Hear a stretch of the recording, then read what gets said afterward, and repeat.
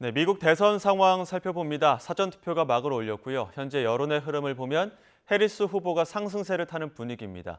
본선까지 다른 변수는 없을지 민정훈 국립외교원 미주연구부 교수와 이야기 나눠보겠습니다. 교수님 나와 계십니까? 네, 안녕하세요. 네, 안녕하십니까?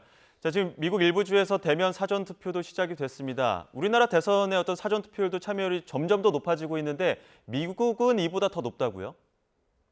그렇습니다. 사실 2010년대만 해도 그렇게 높지는 않았어요. 30% 정도밖에 되지 않았는데 아무래도 2020년에 코로나19 시국이었잖아요. 그렇기 예. 때문에 아무래도 노약자라든지 건강에 문제가 있는 분들이 투표날에 투표하시러 오기가 좀 부담스러운 거죠. 음. 그러면서 사전 투표율이 대면 사전 투표도 있고요, 우편 투표도 있고요. 뭐 합쳐서 거의 70% 정도의 어떤 그 투표를 사전 투표에 의해서 이제 그 결정이 됐거든요.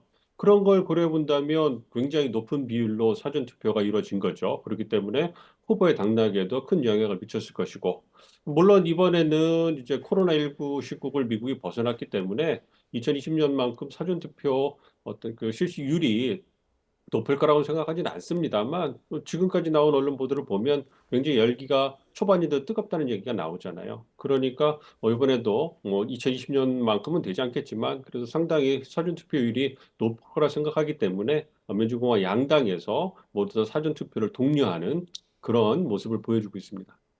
예. 우리나라도 그 대선 시기에 뭐 사전 투표하다 보면은 어느 당이 더 유리하다, 뭐 어느 당이 유리하다 이런 이야기 나오지 않습니까? 현장에서 나오는 목소리는 어떻습니까?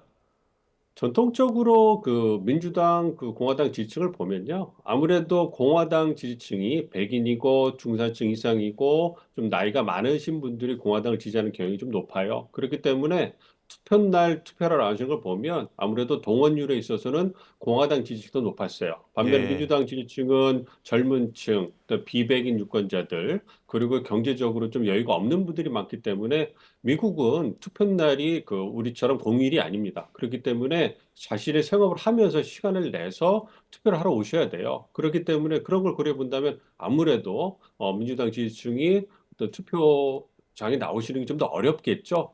그런 측면 때문에 아무래도 사전 투표를 통해 가지고 투표를 나올 수 있는 옵션을 많이 준다면 민주당이 더 유리하다. 이러한 연구 결과가 나와 있는 게 사실입니다. 그렇지만 음. 말씀드린 것처럼 2020년을 거치면서 사전투표 실시율이 굉장히 높아졌고, 그리고 이제 그 전통적인 공화당 지지층이라 할 수 있는 또 시니어들, 노약자들, 건강에 문제가 있으신 분들이 사전투표에 많이 참여하면서 이제는 어느 당이 유리하다고 말씀드리기 좀 어려운 상황이 됐어요. 그렇기 예. 때문에 트럼프 전 대통령 같은 경우에는 사전투표에 대해서 별로 이렇게 달가워하지 않는데 그럼에도 불구하고 워낙 비율이 높게 나오다 보니까 공화당 전국위원회에서는 사전투표를 공화당 지지층에도 독려하는 그런 모습을 보여주고 있습니다. 예. 자, 이런 가운데 의미 있는 여론조사 결과도 계속 나오고 있습니다. 해리스 후보의 상승세가 계속 눈에 띄게 들고 있는데 이 부분에 대해서는 어떻게 해석하십니까? 아무래도 민주당 지지층의 결집이 거의 완성이 된 것 같아요. 그리고 지난번에 TV 토론을 겪으면서 조금씩 뭐 부동층이라 하는 무당파 중도층의 표심도 해리스 후보에게 약간은 좀 긍정적으로 작용한 게 아닌가 좀 생각을 하고 있는데요.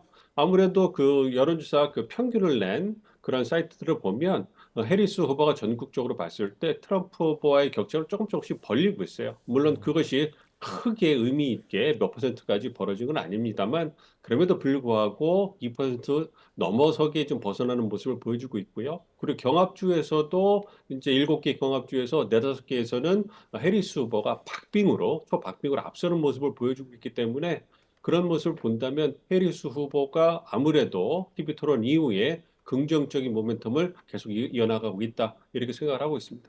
예. 자, 이러다 보니까 지금 해리스 후보가 이제 대선 후보로서 어떻게 보면은 바이든 대통령의 역할을 대체했다. 충분히 대안으로서 확실하게 모습을 보여줬다. 이런 평가들도 많은데 어떻습니까? 그렇게 볼 수 있죠. 사실 해리스 후보가 이제 바이든 대통령이 후보 사퇴를 한 7월 말에 등장했을 때는 의구심이 많았어요. 저를 예. 포함해서 많은 전문가들이 생각을 했을 때 과연 해리스 후보가 대선 후보가 될 만큼 정치 역량이 있느냐. 왜냐하면 바이든 행정부 2인자로서 존재감이 없었거든요. 그리고 TV 토론도 잘 못한다. 그래서 프랑크푸르트가 아닌 즉석 연설을 잘 못한다. 이런 얘기까지 돌 정도로 어떤 정치적 역량에 대해서 의심이 많았는데 어쨌든 바이든 대통령이 후보 사퇴를 전격적으로 선언한 다음에 발빠르게 캠프 쪽에서 움직여가지고 단독 후보로 큰 잡음 없이 추다가 됐고요. 그리고 말씀드린 것처럼 TV 토론에서도 어떤 트럼프 전 대통령을 이기는, 승리하는 그러한 평가가 나오고 있기 때문에 그러한 측면에서 이제 민주당 지지층 그리고 일부 어떤 부동층들이 해리스 후보에게 어떤 그 표심을 결정하는 이런 모습이 나타나고 있는 거 아닌가 생각을 하고 있습니다. 예.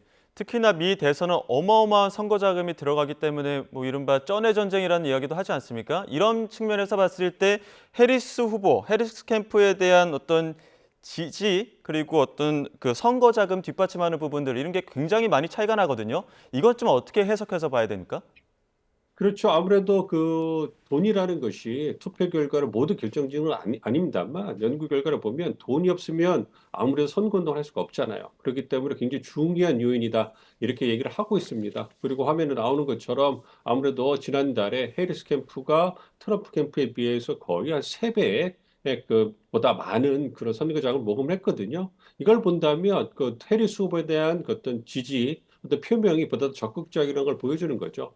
아무리 유권자들이 그 표를 던지고 어떤 그 선거 자금을 갖다 기부를 할 때 자신의 어떤 의사에 바탕을 해가지고 그 지지를 하는 거거든요. 그런 부분을 본다면 이제 해리스 후보에 대한 그러한 지지가 더 광범위하게 넓어지면서 이제 트럼프 전 대통령을 압도하고 있기 때문에 또 이러한 선거 자금 모금 액수를 보더라도 현재 해리스 후보가 선거 레이스를 좀 더 끌고 가고 있다, 선도하고 있다 이렇게 봐도 무방하다 생각을 하고 있습니다. 예.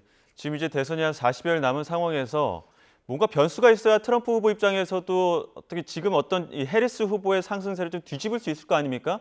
이런 면에서 봤을 때 해리스는 2차 토론 하자고 하는데 트럼프 후보는 좀 토론은 좀 거부하는 입장을 보이는 것 같아요.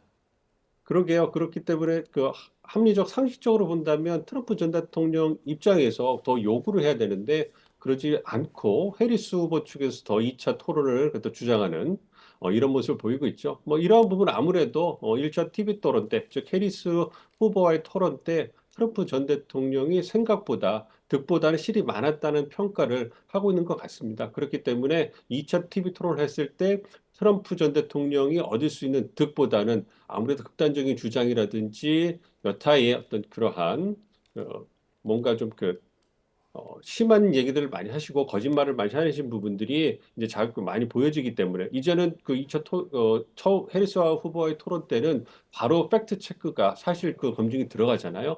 이런 부분에서 트럼프 전 대통령에게 보다 더 불리하게 작용하는 아닌가 이러한 부분에 대한 내부 평가가 있는 게 아닌가 생각을 하고 있어요. 그렇기 때문에 2차 TV를 토론을 통해서 뭔가 현상을 변경시키는 것보다는 바이든 행정부의 실정을 부각하면서 해리스 후보를 경제라든지 이민, 남국경 문제로 공격해서 그러한 정책적 한계를 부각하는 것이 보다 더 지지층을 결집하고 동원하고 어떤 일부의 부동층을 끌어오는데 긍정적이라는 평가를 하는 거 아닌가 싶다. 그렇기 때문에 아직까지는 2차 TV 토론에 대해서 문을 완전히 닫은 건 아닙니다만 상황을 지켜보면서 나중에 결정하지 않을까 이렇게 생각하고 있습니다. 예. 트럼프 후보 다음 토론은 없다라고 했지만 다음 대선도 없다. 이번이 마지막 도전이다. 이런 이야기도 했거든요. 이거 결국에는 부동층보다는 지지층 결집에 더욱더 호소하는 그런 집중 전략이라고 봐야 되는 겁니까? 그렇죠. 법적으로, 제도적으로 트럼프 전 대통령이 다음 대선에, 만약 이번 대선에서 승리하지 못한다면 다음 대선에 도전할 수 있는, 그걸 막는 그런 제도적인 한계는 없습니다. 본인이 원하신다면 2028년 대선에도 도전을 하실 수가 있는데요. 아무래도 뭐 나이라든지 여러 가지 요건, 그리고 말씀해 주신 것처럼 이번 대선에 어떤 몰입하기 위한 그러한 발언이 아닌가 싶어요. 그렇기 때문에 이번 대선에 승리할 거기 때문에 승리하면 어쨌든 그 두 번째 임기가 되기 때문에 2028년에는 자동적으로 이제 그 다시 대선에 도전할 수가 없거든요. 그러한 부분을 뭐 보여주면서 어떤 결이라고 할까요? 그러한 의지를 보여주는 게 아닌가 생각하고 있습니다. 예. 그 앞서 교수님 유세 현장에 역량을 집중하는 모습 보인다고 말씀도 해주셨는데 심지어 손자와 손녀도 지금 무대 위로 올라왔거든요. 이런 모습들은 어떻게 좀 볼 수 있을까요?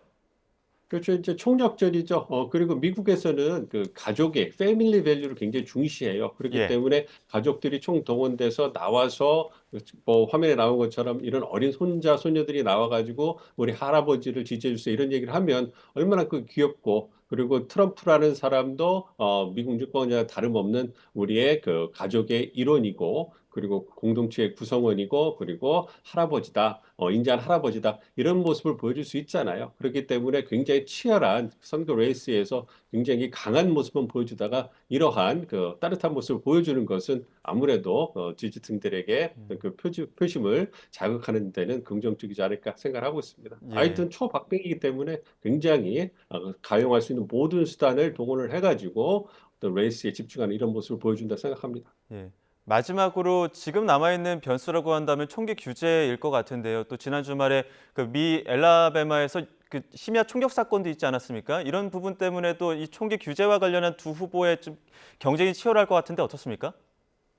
그렇죠. 아무래도 그 해리스 후보 입장에서는 그 또다시 그 엘라바마 주에서 어떤 그 참극이 벌어졌기 때문에 이러한 부분을 부각시키면서 총기 규제를 그 보다 폭넓게 해야 된다 이런 주장할 것이고 그리고 그러한 총기 규제 법안을 통과시킨 걸 막는 그 트럼프라든지 공화당 어떤 의원들을 갖다 비난을 할 거예요. 반면에 트럼프 전 대통령 같은 경우에는 이런 나쁜 사람들을 막기 위해서는 좋은 사람들이 총기를 계속 소지하고 이제 보호해야 된다. 이런 주장을 할 거기 때문에 이거는 굉장히 미국 내에서도 민주공화, 진보 보수 어떤 두 진영에서 팽팽히 갈라진 그런 이슈고 정치화됐기 때문에 이게 단기간으로 그 남은 그 이번 선거에서 많은 영향을 미치기는 어려울 거라고 생각을 하고 있습니다. 그럼에도 불구하고 지속적으로 이러한 비극적인 총기 사건이 일어나는 것에 대해서 어떤 그 제도적으로 어떤 대비책을 만들어야 될 텐데요. 말씀드린 것처럼 어떤 정치적 이슈가 되면서 그리고 미국의 NRA라는 전국 총기협회에서 굉장히 막대한 돈을 들여가지고 로비를 하고 있기 때문에 어떤 그 실효성 있는 어떤 그러한 제안이라든지 법안을 통과시키는 건 어려운 게 사실입니다. 참 안타까운 현실입니다. 예, 알겠습니다. 여기까지 듣겠습니다. 지금까지 민정훈 국립외교원 미주연구부 교수와 함께했습니다. 고맙습니다. 예, 감사합니다.